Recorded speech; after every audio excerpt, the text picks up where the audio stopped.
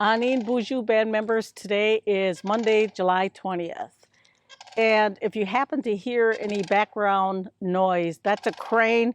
He's walking on the road. He likes to come over into my yard, so maybe he'll even come closer. But he's having a good time over there, whatever he's doing. And today I'd like to start off with the COVID positive statistics.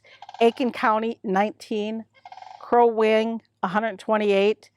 Mille, 45. Pine County, 117. On the reservation, we have 7 positive cases in District 1, District 2, 3 positive, and 0 in Pine County, District 3. And I would like to say and send a heartfelt sympathy to the families that have lost their loved ones. I know there are a couple of funerals this week, and I know the protocol is that immediate family only, but you are in my thoughts, and I send you strength and feel very bad about the loss of your loved ones. Today I was on a meeting with other tribal leaders, Ojibwe and Dakota, and also folks from Joe Biden's federal team and the Minnesota team as well. So there's a whole effort to make sure that Indian country supports Joe Biden. And so we had a meeting today that was moderated by Karen Diver. If you remember Karen, she was the past chair for the Fond du Lac reservation, and then she left there to go to Washington, D.C. to work with President Obama. And a lot of the issues we talked about, tribal sovereignty, our reservation boundaries, making sure that this administration honors our treaties, making sure that law enforcement, veterans, education, health and human services, housing, that those are priorities for the next president that is elected. And we're asking Joe Biden to make sure that any of his Indian positions include those, to make sure that we are always in the forefront with our issues, and making sure what any of the funding that comes out from the federal government, that it goes directly to the Indian tribes across the United States.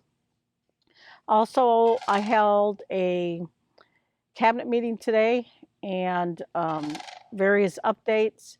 One of the updates from the Commissioner of Natural Resources, Katie Draper, talking about the ongoing meetings that they've been attending with the other tribes from Wisconsin and also the state of Minnesota DNR. And we have our 5-year plan that is about to be expired.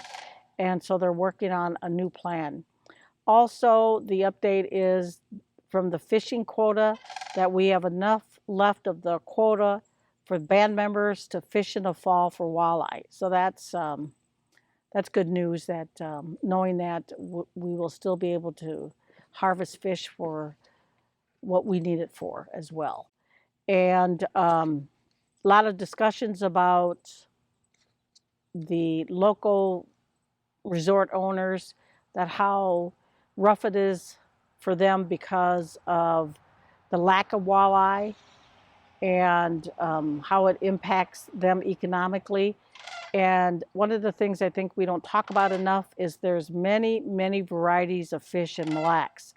And not only can people fish for walleye, they can fish for bass and all of the other species. And so it's always walleye, and I understand that's very important. But let's look at the big picture, and hopefully they can come up with better marketing for their businesses, and so everybody can have a good fishing experience when they come to Mille Lacs. The other things we're talking about at the cabinet meeting is that Health and Human Services, of course, that the new building has been open for over 3 weeks now, and because of it's a new building, because of where we live, because of our lack of access, They are having some phone and internet difficulties, but they're working on them daily to make sure we get past that. And school, our Commissioner of Education has been monitoring the state issues and at the federal levels about how school is going to move forward in the fall. And we are waiting to see what the state of Minnesota is going to do for the fall, and that will help us determine what needs to happen. There's some surveys out there. A lot of people don't want to send their kids back to school or Head Start, and we will find out for sure and provide what that schedule will look like.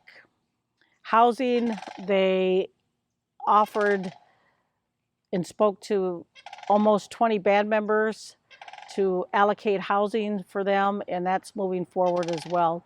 Currently, they're not, the housing board hasn't been meeting, and so that makes it a little difficult as we move forward with that. But there are the vacant houses that we see on the reservation are being offered to band members.